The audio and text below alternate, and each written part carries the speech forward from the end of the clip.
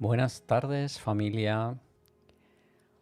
Hoy vamos a entrar con 3 cosas que casi todo el mundo hace mal. No porque sea complicado, sino seguramente es porque nadie lo ha explicado bien. Vamos a hablar de vitamina D, omega 3, tiroides, 3 suplementos y medicaciones que millones de personas toman cada día y muchas veces sin sacarles el partido que deberían. Y el motivo casi siempre es el mismo. Un pequeño error que lo puede tirar por tierra todo. Vamos a ir viendo cómo os vais conectando en el chat. Gladys, Rafael Mora, Ana Cristina desde Bélgica, Rafael desde Venezuela, Gladys desde República Dominicana, María Lourdes desde Argentina. Tenemos gente de todas partes del mundo conectadas esta tarde y dejando vuestros comentarios. Buenas tardes, Venera. Buenas tardes, Alma Alcántara, desde Osaka, México. Por aquí veis todo el rato que va a estar el enlace a la gran guía de la suplementación, a la gran guía de la suplementación, al libro. Y como veis, pues a ver si encuentro, a ver si mi mano me da. Aquí. ¿Cómo va esto? Es que estoy al revés. ¡Oh!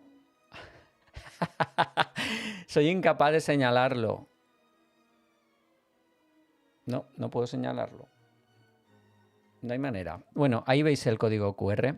Vaya momentazo, ¿eh?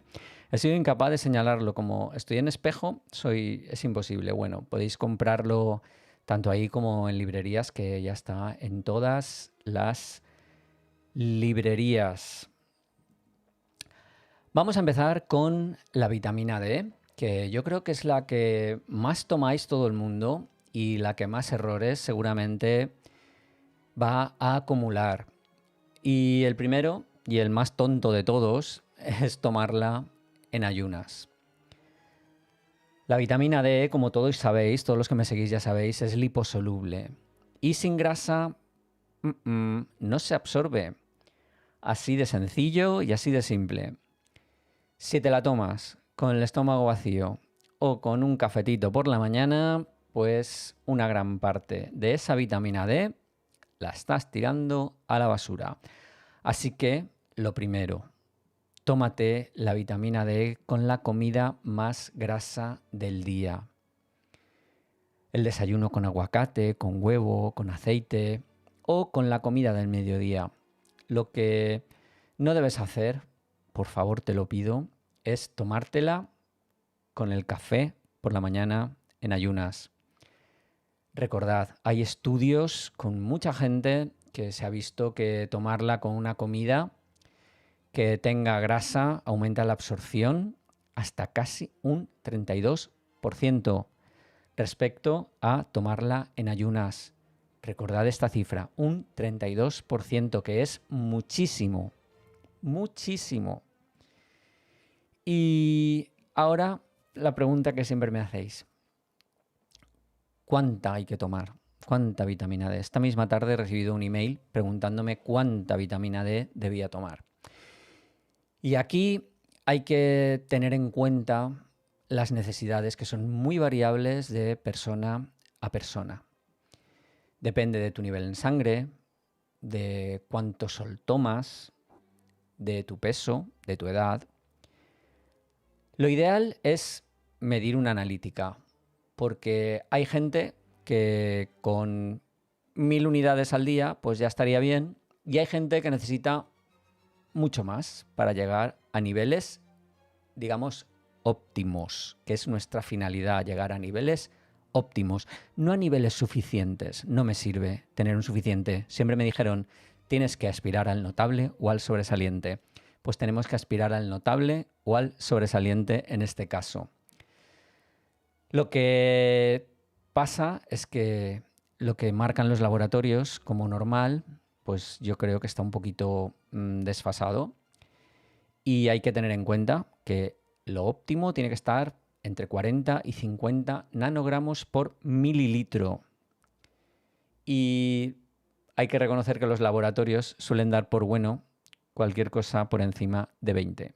Y para mí esto es muy, muy importante. Y ya que estamos con la vitamina D, pues si te la tienes que comprar, pues cómprate la vitamina D3, que es el colecalciferol, no la vitamina D2. D3 es la misma que fabrica tu piel con el sol y la que va a subir los niveles en sangre mucho mejor. Si en tu bote, en ese que tienes en la estantería, pone ergocalciferol, o sea, vitamina D2, aunque no es mala, no debe ser tu primera opción. El segundo error que cometemos con la vitamina D, que a mí me preocupa, es tomarla sola, sin vitamina K2. La vitamina D le va a decir a tu intestino que absorba más calcio. Eso está súper bien, súper guay, es lo que queremos. Pero el calcio necesita ir a los huesos, no a las arterias. Y el trabajo de dirigir el calcio al sitio correcto lo indica la vitamina K2. Sin la K2, ese calcio extra que vamos a absorber mucho mejor porque vamos a tener unos niveles maravillosos de vitamina D, puede acabar en sitios que no queremos, como las paredes de los vasos sanguíneos o en las articulaciones. La vitamina D y la vitamina K2, digamos que son un equipo. Una sube el calcio, la otra lo dirige. Juntas es cuando cobran sentido. La forma de K2 que vamos a buscar es la MK7, menaquinona 7, ¿vale? Y si ya tienes un bote de vitamina D sin K2, no lo tires. Pero la próxima vez que lo compres, busca uno que esté juntas. En la farmacia los tenemos y seguramente por internet también los vas a encontrar. En resumen, de la vitamina D3 que vamos a decir, pues que elegimos el colecalciferol, no la vitamina D2, no ergocalciferol. Lo tomamos con comida, que tenga grasita, no en ayunas, siempre acompañada de vitamina K2, MK7. Medimos los niveles en analítica. Tenemos que pedir siempre 25 hidroxivitamina D. Y recordad que para mí y para los expertos en niveles óptimos, tenemos que estar entre 40 y 60 nanogramos por mililitro. Y tened en cuenta que los valores que os van a indicar como normales en los laboratorios suelen ser más bajos y no van a ser del todo correctos. Vamos a que participéis, por favor, en el reto número 1 de esta tarde. Nuestro primer reto, antes de seguir, es: ¿cuál crees que es el momento ideal para tomar la vitamina D? Y ya sabes que has de poner solo el número. Los que sois asiduos del chat ya lo sabéis. Ya sabéis, en cifra, simplemente 1, 2, 3 o 4. El número 1 es en ayunas por la mañana para que se absorba mejor. 2, con el desayuno, aunque sea solo un café. 3, con la comida o la cena si llevan grasa. 4, da igual la hora, lo importante es tomarla. ¿Qué vais opinando? ¿Cuál crees que es el momento ideal para tomar la vitamina D?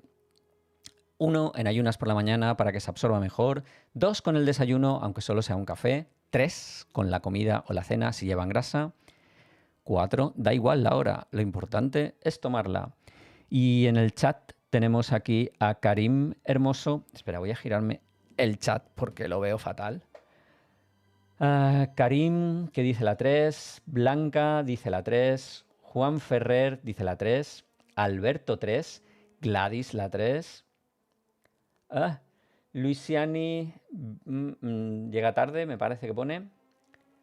Paquita dice con la comida en la cena, pero que tenga grasa, me parece bien. Guacimara dice 40 es bajo según estudios que he leído.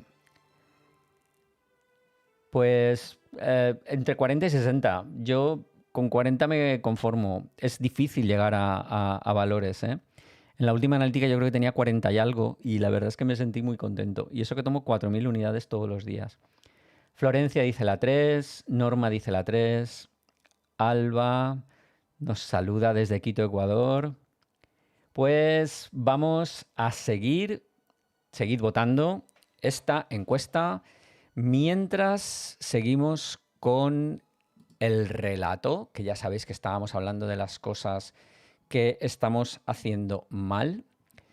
Y ahora pasamos al omega 3, que es un suplemento que la gente compra convencida de que hace algo bueno y muchas veces está prácticamente tirando el dinero. Y no porque el omega 3 no funcione. Funciona. El error está en lo que compran. El omega 3 del pescado tiene dos componentes que son los que nos interesan, los interesantísimos.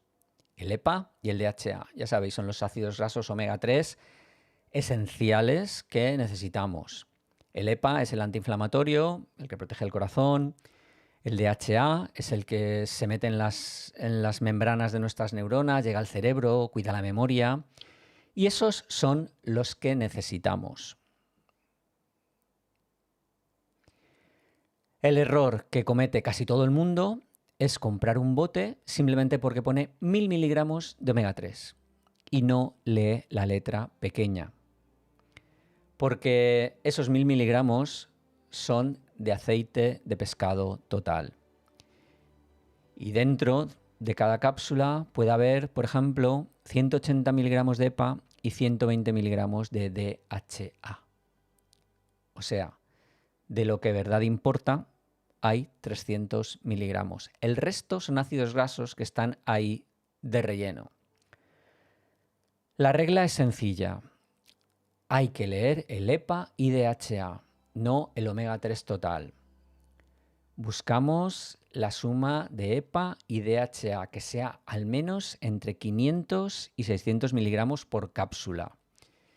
Si tienes que tomar 4 cápsulas para llegar a eso, pues la verdad es que el bote no te sirve. Ese bote no es bueno. Y el segundo error que veo de manera constante es que el aceite puede estar rancio y no saberlo. Los omega 3 son grasas muy inestables. Si el bote ha estado al calor, le ha dado la luz, ha estado abierto mucho tiempo, pues el aceite ya no es el mismo.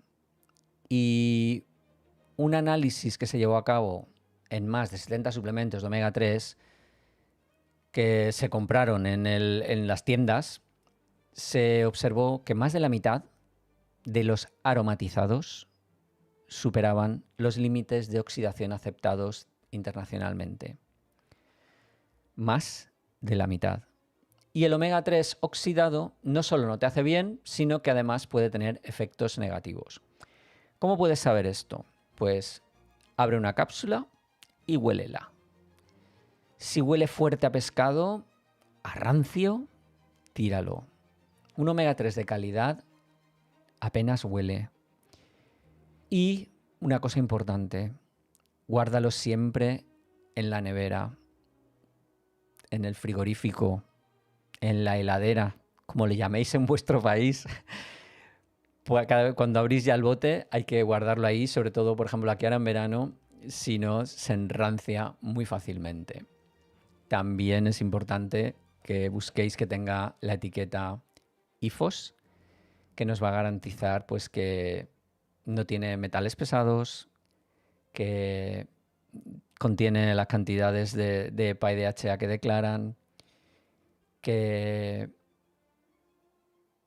viene de pesca sostenible. Hay que buscar que tenga unas ciertas garantías. Y la pregunta que más me llega, que sé que muchos tenéis en la cabeza, es si es mejor el omega 3 de la farmacia o el del supermercado. Pues depende del producto, pero el de la farmacia suele tener más sellos de calidad. Además, en la farmacia la ventaja que tienes es que podemos orientarte sobre el EPA y el DHA y la calidad del aceite, mientras que si vas a un súper, muchas veces está solo en la caja y la cajera no va a saber indicarte. Lo que tienes que mirar es el etiquetado. En resumen, cuando elegimos un omega 3, ¿qué tenemos que buscar? Tenemos que buscar las palabras EPA y DHA, las cantidades de cada uno, no los omega 3 totales que lleven.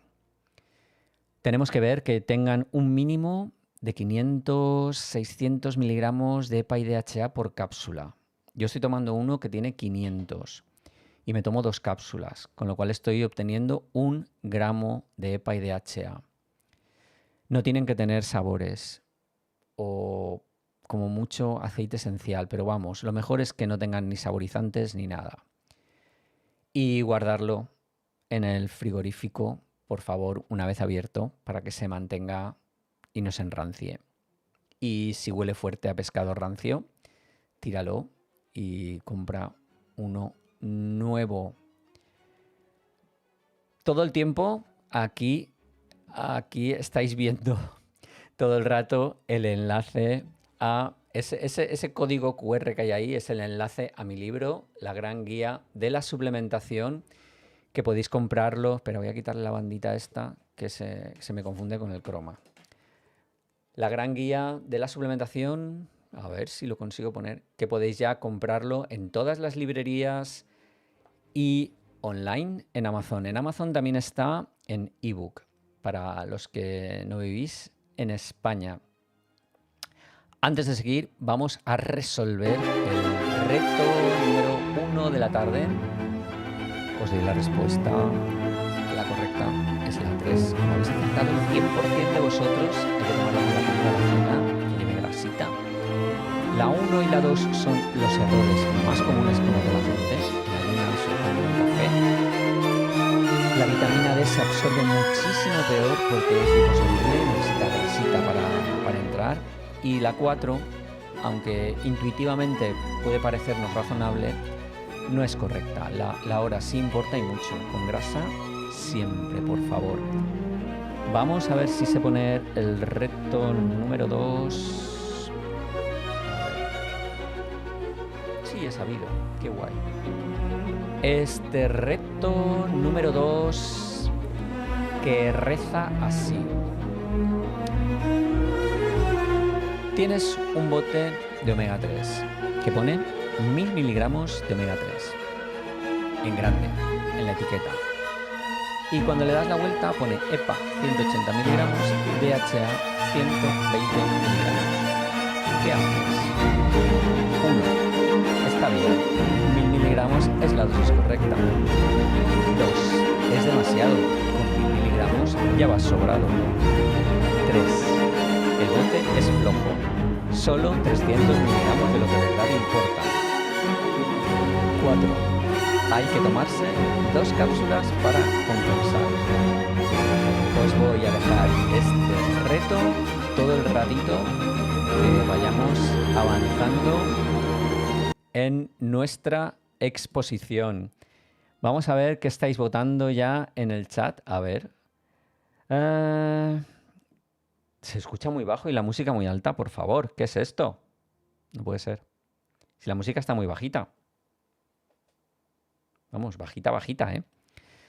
Yo no la oigo casi la música. De hecho, hablo y estoy oyendo la música de fondo. Decidme si es verdad que la música está muy alta y que a mí se me escucha muy bajita.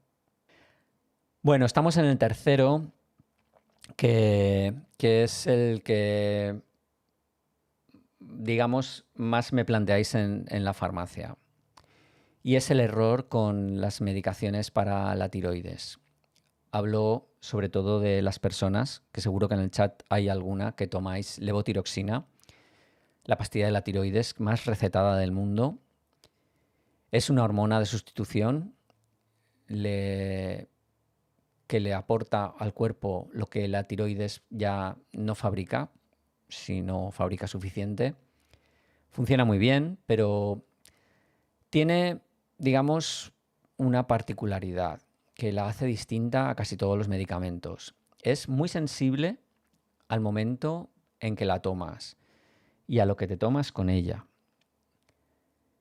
Apuntaros esto. Y yo creo que casi todo el mundo lo sabe, sobre todo los que tomáis levotiroxina. La levotiroxina se toma sola, en ayunas, 30 minutos antes de desayunar. Pero lo que casi nadie sabe es lo que pasa si a los 30 minutos o en ese desayuno pues tomas calcio. El calcio, ya sea en suplemento o en el vaso de leche del desayuno, digamos que se pega a la levotiroxina en el intestino y se la lleva, la arrastra. Digamos que esa levotiroxina que te has tomado no se absorbe bien. Y el resultado es que aunque estés tomando una buena dosis o la dosis correcta que te recetó tu médico, tu cuerpo pues puede no estar recibiendo toda la que debería. Hay un estudio con pacientes con hipotiroidismo a los que se les dio calcio junto con la levotiroxina y se vio que bajaba de manera importante los niveles de hormona tiroidea en la sangre y que subía la TSH, esa temida TSH. El 20% de los pacientes acabaron con la TSH fuera de rango durante el periodo que tomaron el calcio. Solo por eso, sin cambiar nada más. ¿Y qué podemos hacer? Pues muy fácil, separar el calcio al menos 4 horas de la levotiroxina. El calcio a mediodía o por la noche. La levotiroxina siempre en ayunas por la mañana. Y lo mismo con el hierro, con los omeprazoles, con el magnesio. Si tienes tiroides y tomas suplemento o suplementos, eso es lo primero que tienes que revisar con tu médico o con tu farmacéutico. Y un dato más que muy poca gente sabe. Si tienes hipotiroidismo autoinmune, esa famosa enfermedad de Hashimoto, niveles bajos de vitamina D son bastante habituales. No es casualidad. La vitamina D tiene un papel en la regulación del sistema inmune y hay relación entre la inflamación autoinmune de la glándula tiroidea y el déficit de vitamina D. Así que si tienes Hashimoto, pídele a tu médico que te mida la vitamina D en la siguiente analítica para, si la tuvieras baja, poder intentar corregir ese valor. ¿Qué tenemos que tener en cuenta de la levotiroxina? Que la tenemos que tomar sola, en ayunas, 30 minutos antes del desayuno. Si tomas calcio, hierro, magnesio o omeprazolos similares, inhibidores de la bomba de protones, siempre 4 horas después. El vaso de leche por la mañana también interfiere, así que hay que separarlo el máximo posible. Y si tienes Hashimoto, pídele a tu médico que te haga la vitamina D, por si la tuvieras bajita, poder subirla y a lo mejor corregimos un poquito eso. Y si la TSH no te cuadra y lo haces todo bien, mira a ver si estás tomando algo por la mañana que no debieras tomar. Voy a intentar que la música no se suba mucho. Creo que lo he conseguido. Eh, Vamos a resolver el reto. Decidme que la música va bien, por favor. Lo tengo todo controlado ahora mismo, creo. Gracias, Beatriz Díaz, que me ha dicho que todo correcto. La respuesta al segundo reto, ¿vale? La correcta es la número 3. El bote es flojo. Esos 1000 miligramos son de aceite en total, pero solo 300 miligramos son EPA y DHA. ¿Qué es lo que de verdad hace el trabajo serio? La número 1 es el error más frecuente. Mucha gente ve 1000 miligramos y piensa, ya está, es esta la mía. La número 2 no tiene sentido porque 1000 miligramos de aceite no es voy sobrado, es que gran parte no sirve para lo que buscamos. Y la número 4, tomarse 2 cápsulas de un bote malo, pues es tirar el dinero de manera doble. Por lo que tenemos que buscar un bote donde la suma de EPA y DHA supere los 500 miligramos por cápsula. Como hemos dicho antes, que eso va a ser lo que va a marcar la diferencia. Y seguramente si lleváis aquí desde el principio, estáis viendo aquí abajo que tengo el enlace a mi libro, La gran guía de la suplementación. No os lo perdáis, porque no para de escribirme la gente diciéndome que les está gustando muchísimo. Me hacen consultas incluso. Esta tarde me han llegado unos cuantos emails. Incluso uno era de una bibliotecaria que le he contestado, que me ha dicho que lo recomienda mucho. Muchas gracias a las bibliotecarias que me seguís y que estáis recomendando mi libro. Muchísimas, muchísimas gracias. Vamos ahora a contaros una historia. Bueno, una no, os voy a contar dos, que digamos son un compendio de todo lo que hemos visto hoy. Vamos a quitar ya la encuesta porque la encuesta ya no... Hoy ya hemos terminado con las encuestas. El primero de quien quiero hablaros es de Carlos, un amigo. Un amigo que llevaba años tomando omeprazol cada día, pero cada día como si fuera una religión. Lo tenía tan interiorizado lo de tomar omeprazol que ni se planteaba dejarlo. El médico se lo había recetado para el reflujo hacía años y ahí seguía, un año, otro año, otro año, simplemente renovando la receta sin más. Un día me dice que lleva unos meses que se encuentra mejor que nunca. Pues yo le pregunté pues, qué había hecho, qué había cambiado. Y me contó que había dejado de abusar de los lácteos, que antes, digamos, que comía queso a todas horas, queso curado, queso fresco, queso en lonchas, que comía queso a todas horas. Que había empezado a moverse un poquito más, que hacía algo de ejercicio y que también había reducido su consumo de gluten. No lo había eliminado del todo, pero sí que lo había bajado bastante. Y que con todo eso había conseguido dejar el omeprazol. Sí, él solo, sin que nadie se lo dijera, porque ya no lo necesitaba. Y la verdad es que la historia esta me parece fascinante y también, por otra parte, me parece un poco triste, porque Carlos llevaba años tapando con un medicamento una cosa que realmente no tenía una causa detrás. No era que su cuerpo produjera demasiado ácido por su propia naturaleza. Era que lo que le metía o lo que estaba comiendo le estaba irritando. Y cuando quitó la irritación, el ácido se normalizó él solo. Esto no quiere decir que el omeprazol no sirva para nada.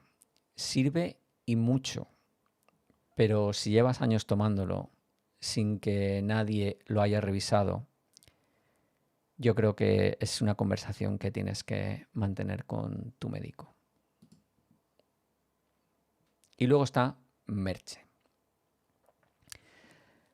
Merche llevaba 15 años con hipotiroidismo. Toma Eutirox cada mañana religiosamente en ayunas como le dijo su médico. Merche tenía las analíticas un poquito desbaratadas. La TSH le subía, el médico le subía la dosis, pero a los meses volvía a subir y el médico le volvía a subir la dosis. Y ella lo hacía todo bien. Y un día en el mostrador me dijo, mira, no entiendo nada. Y yo le pregunté, pues, qué es lo que hacía por la mañana. Y me contó que, pues, que se levantaba, se tomaba el Eutirox, esperaba su media hora religiosamente y desayunaba. Hasta ahí todo perfecto. Pero entonces me dijo que su médico le había recetado también calcio porque tenía los huesos un poco justos y que se lo tomaba con el desayuno porque así no se le olvidaba.